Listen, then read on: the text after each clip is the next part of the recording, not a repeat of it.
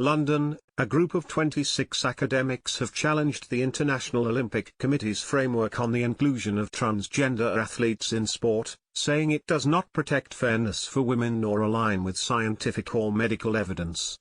The paper, published this week in the Scandinavian Journal of Medicine and Science in Sports, said decisions on eligibility for female competition must consider male development rather than testosterone levels. We urge the IOC to re-evaluate the recommendations of their framework to include a comprehensive understanding of the biological advantages of male development to ensure fairness and safety in female sports, the paper said.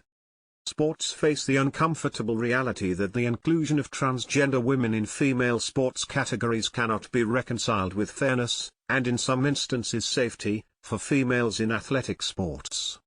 The IOC Framework on Fairness, Inclusion and Non-Discrimination on the Basis of Gender Identity and Sex Variations is a document produced to guide international sports federations when establishing their own rules.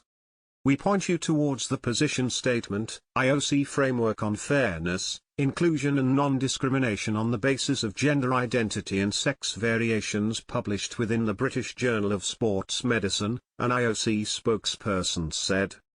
Within this statement, there is an explanation of the principle of no presumption of advantage as well as more details about an evidence-based approach. Global governing bodies for cricket, cycling, athletics, swimming and chess have tightened their eligibility for elite women's competitions over the last couple of years.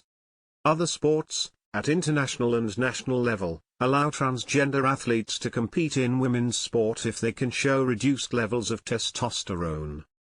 The paper said the framework's instruction that federations make no presumption of advantage due to an athlete's transgender status ignores the permanent advantage held by anyone who has been through male puberty.